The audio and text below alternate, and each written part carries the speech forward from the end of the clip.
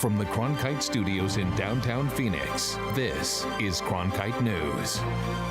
That trade relationship, properly viewed, has been very valuable to the United States. Former Arizona Governor Janet Napolitano sounds off on the future of NAFTA. Plus, the latest on the recovery efforts in Mexico after the 7.1 magnitude earthquake hit on Tuesday. And after almost 75 years, some Arizona pilots finally got some closure. Where these World War II era pilots went and what they saw tonight. Cronkite News starts now. Good evening and welcome to Cronkite News on Arizona PBS. I'm Blakely McHugh. And I'm Lysandra Marquez. Thank you for joining us. Arizona shipped $8.3 billion in exports to Mexico last year and another $2 billion to Canada. Supporters say that's one benefit of the North American Free Trade Agreement. At a forum in Washington today, experts including former Arizona Governor Janet Napolitano looked at what could happen if NAFTA is renegotiated. Cronkite News reporter Trevor Fay in our Washington bureau was there. Former Arizona Governor Janet Napolitano has concerns about the current negotiations on the North American Free Trade Agreement, but she has bigger concerns about those negotiations falling apart. There is an urgency to this topic, given troubling comments from the current administration about terminating NAFTA altogether. President Donald Trump has threatened to throw out the free trade deal between the U.S., Canada, and Mexico if a new deal is not negotiated. But panelists at an event here today all agreed that negotiation can and must work out for the three nations. We see huge opportunities in the renegotiation of the NAFTA, and in those opportunities, the possibility that we will be able to evolve a North American trade and economic partnership that is truly reflective of the 21st century. DeQuino says he and his countrymen have high hopes for the renegotiated deal and said the ultimate goal of NAFTA should be allowing all three nations to compete better in the global marketplace.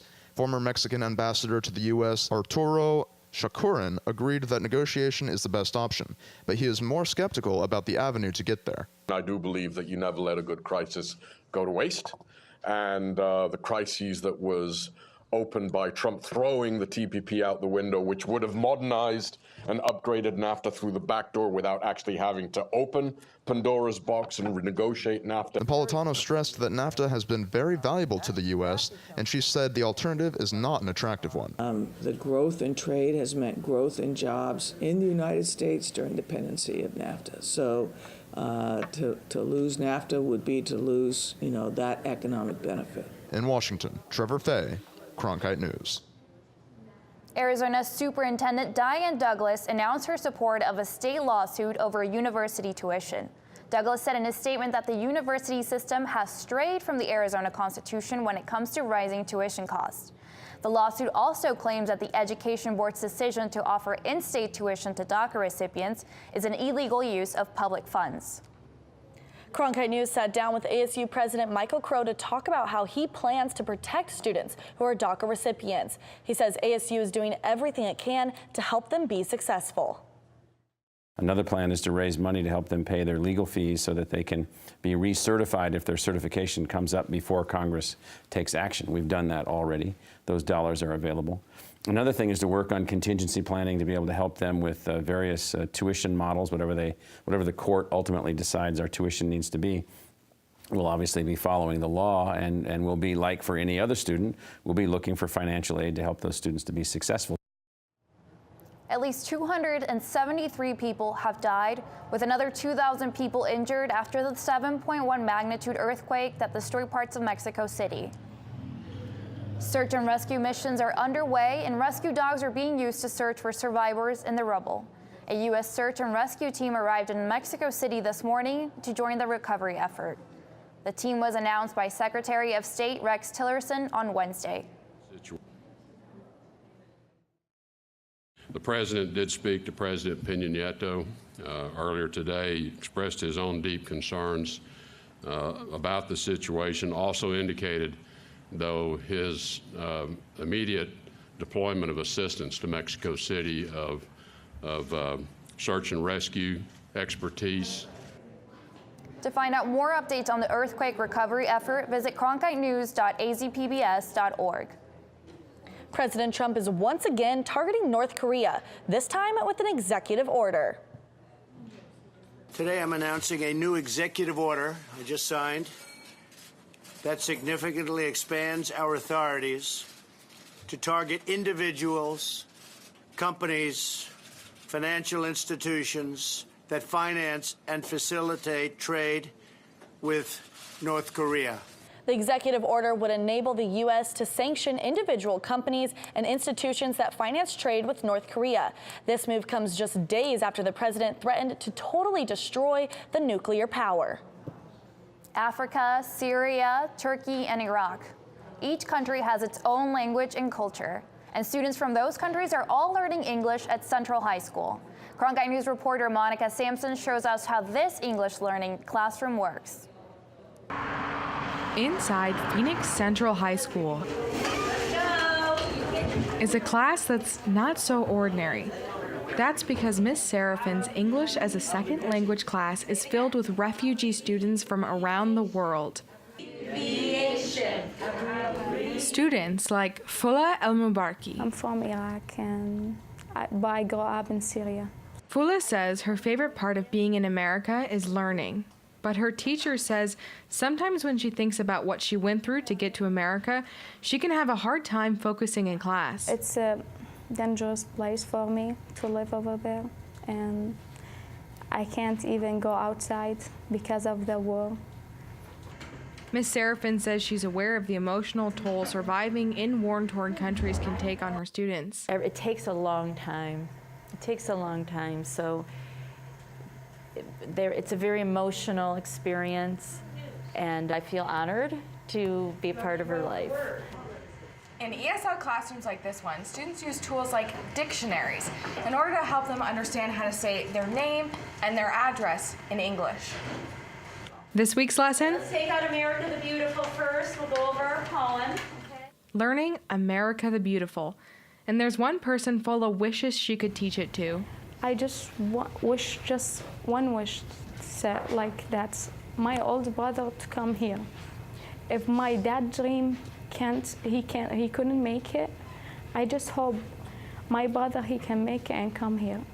So when it comes to reciting the song's lyrics, Fula says it makes her think one thing. I say thank God because I have the freedom here, and I have I'm in the right place. I have a future here. In Phoenix, Monica Sampson, Cronkite News. In early July, the 1 in 10 Youth Center was severely damaged in a fire. Phoenix police suspect the cause of the fire to be arson.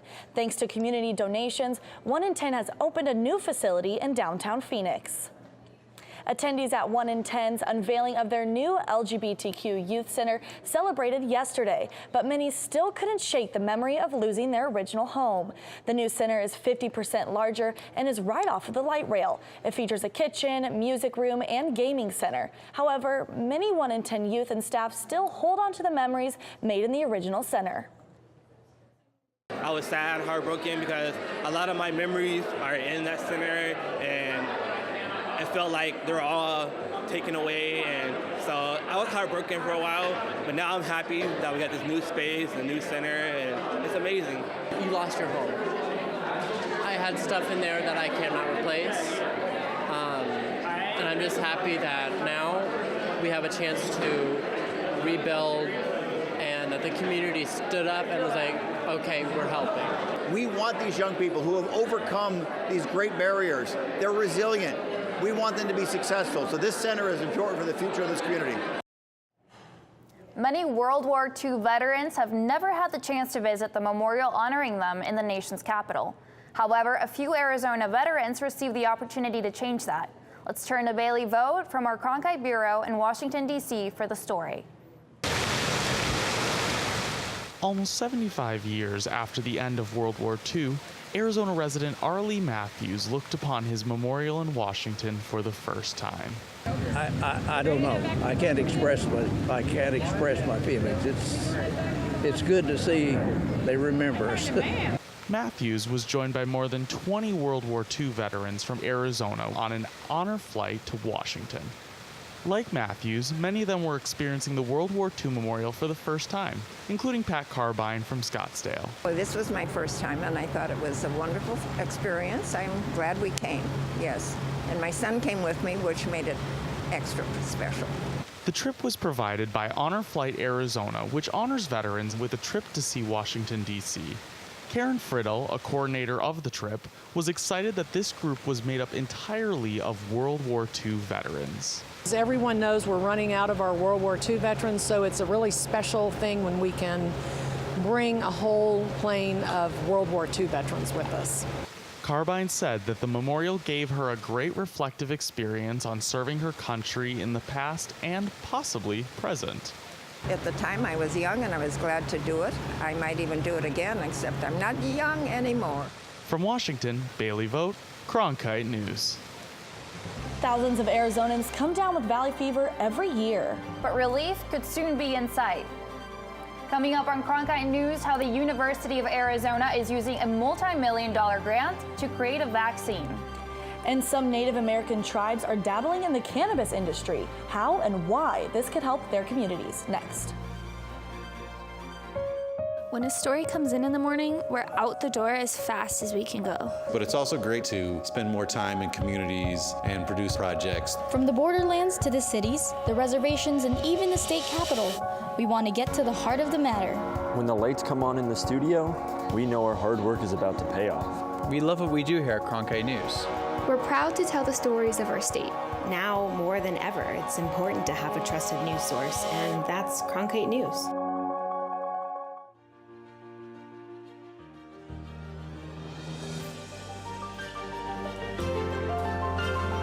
Officially from 36, and he hooks it in! Arizona State wins!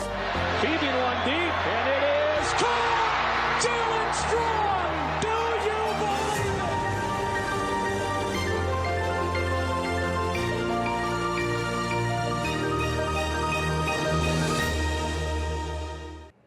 Native American communities are looking into other revenue opportunities besides gaming. Reporter Emily Richardson was at the National Indian Gaming Association's Mid-Year Expo, where the idea of getting into the cannabis business was addressed. Today in downtown Phoenix, Native Americans from across the nation came together to discuss ways to help their communities. One item discussed, whether the cannabis business could potentially help tribes' economies. Everything that you've read about this industry has been wrong. Now that marijuana in some form is legal in 29 states and the District of Columbia, tribal communities are considering expanding their business into cannabis. 2 already have. This afternoon in Phoenix, Chairman Bill Sterrud of the Puyallup Tribe and David Villapando of the Pay Nation discussed how cannabis is helping their communities. Sterrud's tribe is in Washington, and they sell medical and recreational marijuana to tribal and non-tribal citizens. He says that even though there have been revenue benefits for his tribe, he believes that the most important part of cannabis is its medical use. The revenue is good. The medicinal powers of cannabis can't be underestimated. It's been nothing but good in my mind. It's medicine, and you got to give your people medicine if they need it. On the other hand, Villapando's tribe in Southern California is only interested in being involved with medical marijuana. San Isabel is a very conservative general membership, and while the general membership recognizes the medical efficacy of cannabis products, they're not in favor of recreational. Both men agree that the cannabis industry can provide good opportunities for tribal communities. The buzz around tribal marijuana started in December of 2014, when the federal government announced it would permit American Indian communities to grow and sell cannabis. In Arizona, there are 22 federally recognized tribes. In 2011, the Arizona Department of Health Services published a report where they said tribal leaders and representatives in attendance of their medical marijuana tribal consultation expressed unified opposition to the medical marijuana law. Since then, none have said if they are planning on venturing into the cannabis industry. However, according to Villapando, as the nation begins to be more supportive of marijuana, tribal communities will most likely follow behind. Well, I think in general in society, tribes are a reflection of society's norms. And the pendulum is swinging towards acceptance. Marijuana still isn't legal federally, so tribal marijuana is dependent on state laws. In Phoenix, Emily Richardson, Cronkite News. Valley fever is a well-known disease in Arizona that can affect the organs, tissue, and respiratory system of humans and animals. There's currently no way to prevent it or cure valley fever. I went to Tucson to learn what the U of A Valley Fever Center for Excellence is doing to fight this disease. Respiratory problems, fatigue, joint aches and pain, those are all symptoms of a disease called valley fever. It's a fungus which, when things get dry, small single cells of the fungus float off into the air, and if you inhale one of those spores, that's how an infection starts. According to the Centers for Disease Control and Prevention, Arizona had more than 7,000 reported cases of valley fever in 2015. Now that's compared to the 11,000 that were reported in the U.S. That's more than 50% of valley fever cases just here in Arizona. The University of Arizona's Valley Fever Center for Excellence received a $4.8 million grant last month from the National Institutes of Health to manufacture a live vaccine that protects dogs from valley fever. Camille Kirshner's dog passed away from valley fever, and she hopes this vaccine is successful. If you can prevent it from happening, then that's a good thing, because sometimes it can be really expensive. And depending on the size of the dog, treatment can cost $25 to several $100s a month. Making the vaccine available for dogs is tactically a really good idea. They need it, and we could help them. And if we were to show that the vaccine was safe and effective in dogs, it would make the case that much stronger to then take on a vaccine for humans. Dr. Galgiani says approval from the FDA for a live vaccine is challenging. Because it's such a small problem relative to a worldwide problem, I think the FDA would be very slow to agree to licensing for humans. Dr. Galgiani's goal is to get the vaccine to market in the next 4 to 5 years to help dogs and then to create a vaccine for humans as well. In 2013, Tucson launched a project to revitalize the Santa Cruz River. And the results showed major impacts. Coming up on Cronkite News, how the River Cleanup Project is bringing more than fresh water to surrounding communities. And more on Hurricane Maria and your full 7-day forecast coming up next. The annual Walt Award for Excellence in Journalism Luncheon, held Thursday, October 19 at the Sheraton Grand Phoenix. Join media industry and community leaders in honoring award-winning co-anchors and co-managing editors of the PBS NewsHour, Judy Woodruff and the late Gwen Ifill. To learn more or to purchase tickets, call 602-496-0482 or visit cronkite.asu.edu/luncheon. This fall. I'm so excited! What? From the inspiring to the amazing. You're in the presence of history. The compelling. He said, "Welcome home." It was just a powerful moment. To the astounding. I promised myself I wouldn't cry.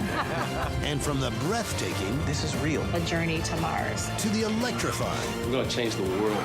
All this and more. All this fall. Oh my God! What started out as upgrading 2 water treatment plants in the southern part of our state is now also engaging in the community with the outdoors.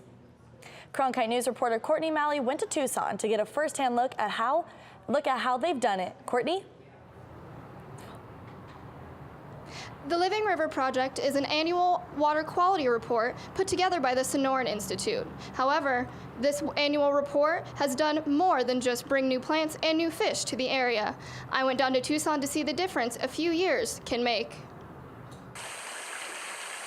It's been supporting people for the last 12,000 years. Running through southern Arizona, the Santa Cruz River has seen many environmental changes through the years. The latest, after a series of upgrades in wastewater treatment started in 2013. The impact of clean water goes beyond the riverbank. Students in the community visit the river and learn about the environment around them.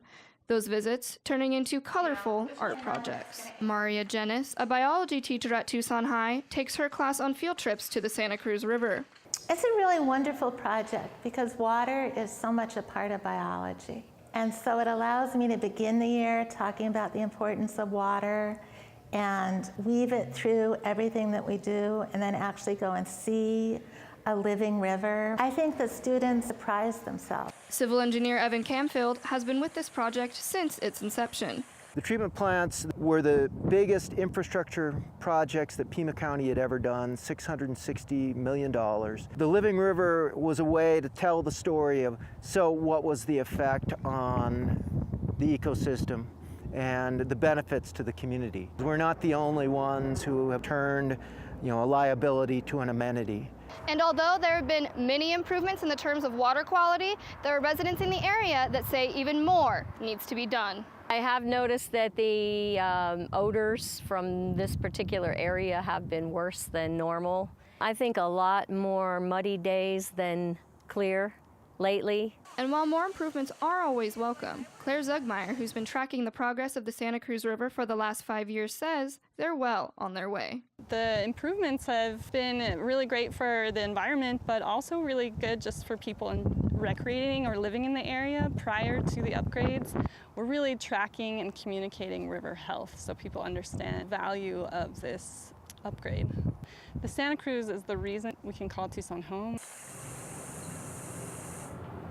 The Sonoran Institute is going to continue to follow the status of the river throughout the coming year.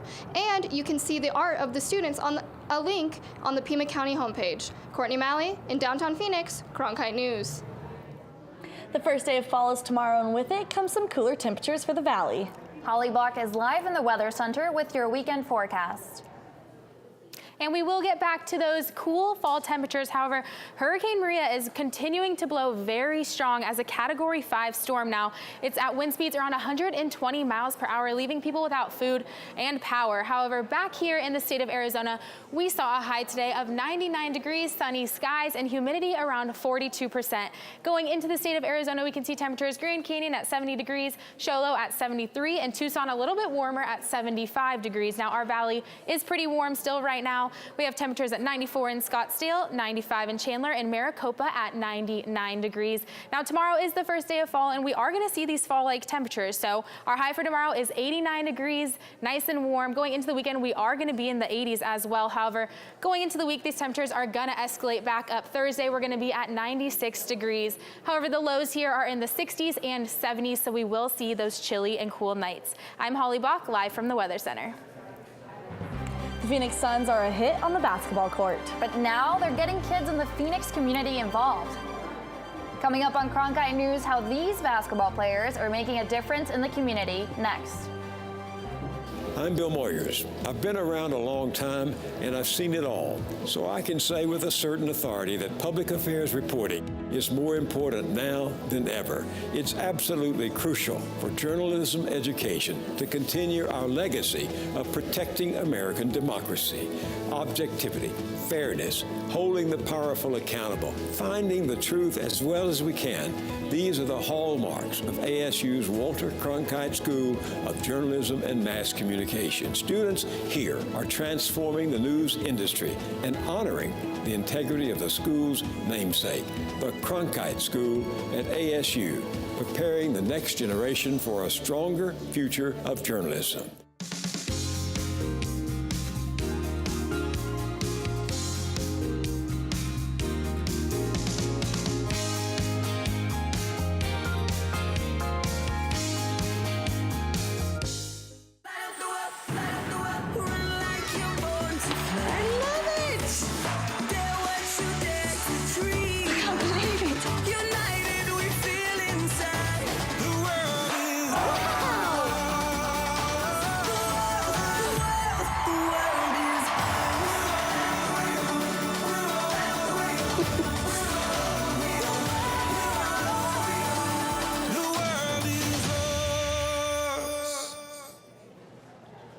As the Phoenix Suns prepare for the upcoming season, the team continues to be an active force in the community. Cronkite News reporter Andy Krause discovered how the Suns aim to improve the neighborhoods that support them. Slippery, ugly, but manageable. Those were some of the words kids use to describe an outdoor basketball court they play on every day in downtown Phoenix. But this is what they think of it now. This is more prettier! Valley kids have been playing on courts like these for decades, but a lot of them are in need of a makeover. In honor of their 50th season here in Phoenix, the Suns are taking it upon themselves to renovate 50 basketball courts throughout the community. And they're starting with the one right here at Neighborhood Ministries. For us to come in here and offer some encouragement and build these courts and let these kids know we care about them and that, you know, they're part of the community and we're right there with them, it's a good feeling. Suns forwards Alan Williams and Derek Jones Jr. joined team owner Robert Sarver to show their support for improving the neighborhoods they represent. They also gave the kids a helping hand in breaking in their brand new basketball court. I think anytime you get a chance to come out with a basketball and play, it's something special. That's why I love the game, because you can come out here by yourself, no matter what time it is. As long as you have a light source and a hoop and a ball, you can go out and have a great time. So I think something like this is really important. The organization feels a responsibility to give back to the community, as Sarver understands that its fortunes are intertwined with the people that support the team. And your future is our future. In downtown Phoenix, Andy Krause, Cronkite News. Cronkite News is proud to be the news division of Arizona PBS. Here's what's coming up on Arizona Horizon and PBS NewsHour. On the next Arizona Horizon, an asteroid hunting spacecraft designed in part at ASU makes a flyby of Earth. And a festival in Tempe looks at the future of technology.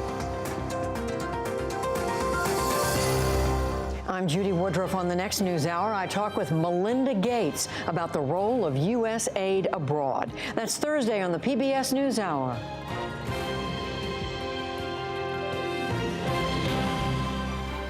That's it for Cronkite News tonight. Thanks for joining us. For top Arizona stories anytime, go to cronkitenews.azpbs.org.